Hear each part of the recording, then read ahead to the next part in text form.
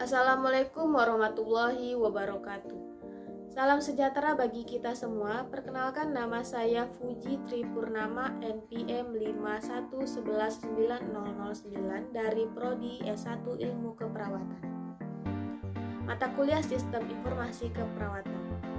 Topik bahasan dalam presentasi kali ini ada 3. Langsung saja, yang pertama, Sistem Informasi Rekam Medik Elektronik atau RME. Dengan adanya aplikasi berbasis web ini yang nantinya dapat digunakan oleh laboratorium rekam medis dengan harapan dapat membantu mempercepat proses pencarian data pasien maupun pembuatan laporan pasien. Laporan yang dibuat dalam RME yaitu: pertama, laporan tindakan keperawatan; 2, laporan pasien rawat jalan; 3, laporan diagnosis pasien; 4, laporan riwayat klinik; 5, laporan pemeriksaan kesehatan. Selanjutnya, merancang sistem RME dibuat dengan diagram konteks, ERD, Entity Relationship Diagram, Relationship Table, rancangan database, dan pemodelan tampilan interface. Adanya pembuatan RME yaitu menurut Hakim, PHP atau Hypertext Preprocessor merupakan bahasa pemrograman yang digunakan untuk membuat aplikasi web dengan simbol kurang dari tanda tanya, PHP, dan ditutup tanda tanya lebih dari. Selanjutnya juga ada uji coba RME, tahap dalam daur hidup pengembangan sistem, di mana tahapan ini merupakan pengujian sistem supaya nanti dalam penggunaannya tidak lagi mengalami kesalahan. Topik bahasan yang kedua, discharge planning. Discharge planning atau perencanaan pulang adalah serangkaian keputusan yang aktivitas-aktivitasnya yang terlibat dalam pemberian asuhan keperawatan yang kontinu dan terkoordinasi ketika pasien dipulangkan dari lembaga pelayanan kesehatan.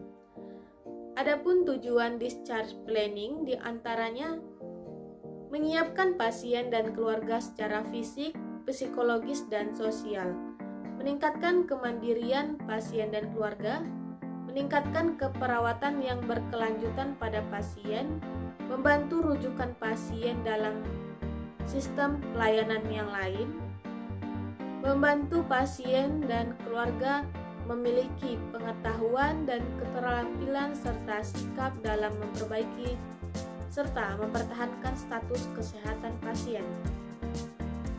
Melaksanakan rentang keperawatan antara rumah sakit dan masyarakat. Selanjutnya, manfaat discharge planning yaitu memberi kesempatan kepada pasien untuk mendapat panjaran selama di rumah sakit sehingga bisa dimanfaatkan sewaktu di rumah.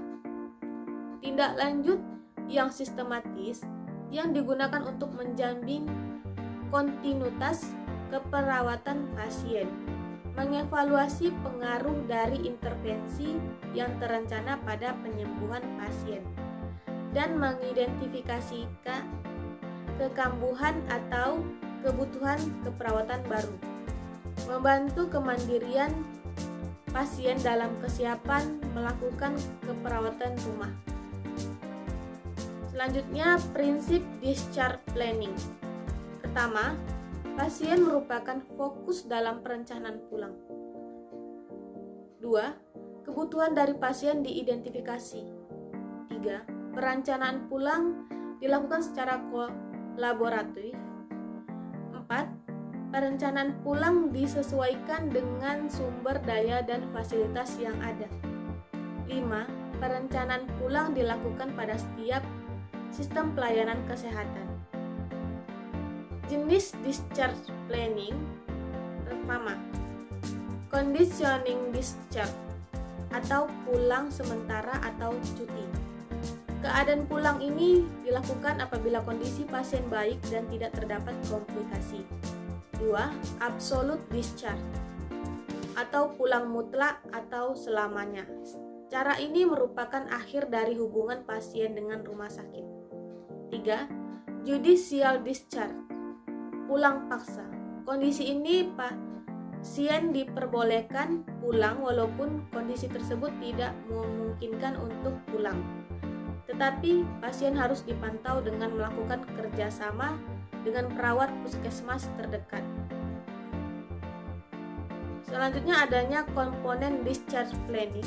Pertama, identifikasi dan kaji apa yang kebutuhan pasien yang harus dibantu pada discharge planning. 2.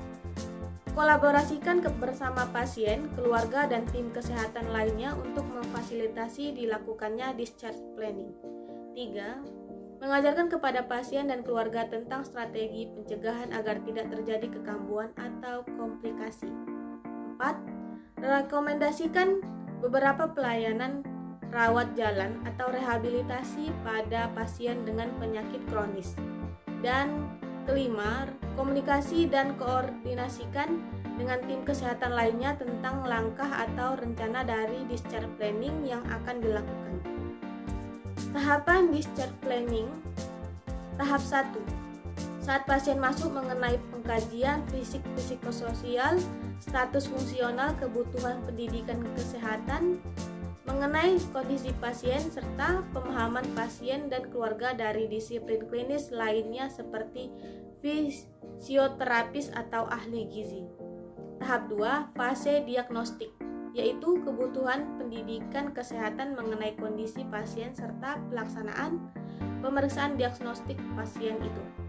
Tahap 3, fase stabilisasi, yaitu saat kondisi pasien telah stabil dan sudah adanya perkiraan kapan pasien pulang dengan melakukan pendidikan kesehatan dan diskusi mengenai rencana ke depannya setelah pasien pulang.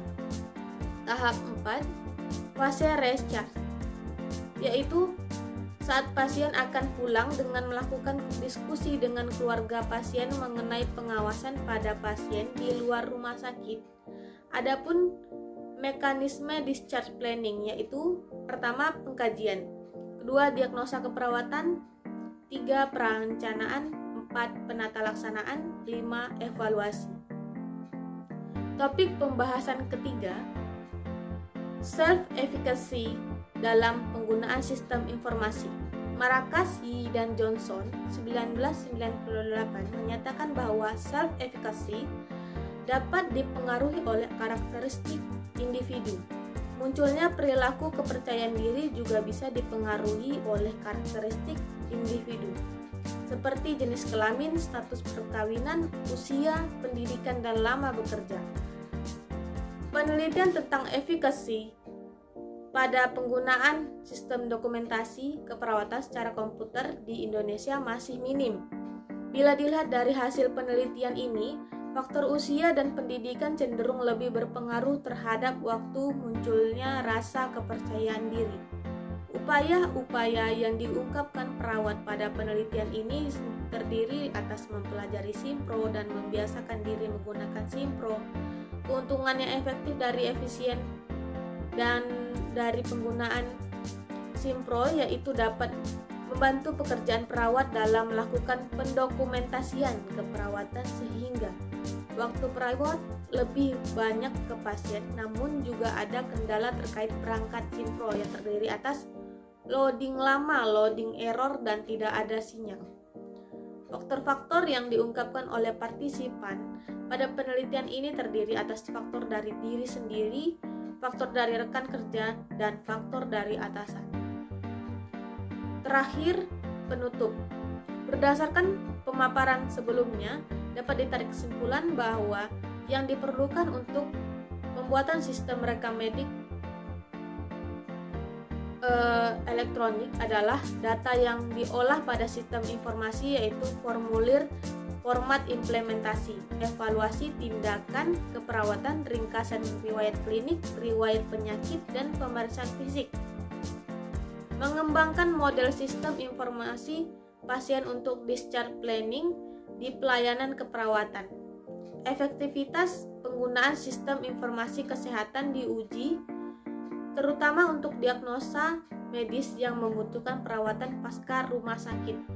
Meningkatkan self-efficacy-nya dalam menggunakan Simpro dengan cara mempelajari Simpro, sering menggunakan Simpro, mengikuti mengikuti pelatihan-pelatihan tentang Simpro, serta dengan melanjutkan pendidikan. Sekian presentasi dari saya. Terima kasih. Apabila ada tutur kata saya yang kurang berkenan di hati Anda, mohon untuk dimaafkan. Selamat pagi dan sampai jumpa. Wassalamualaikum warahmatullahi wabarakatuh.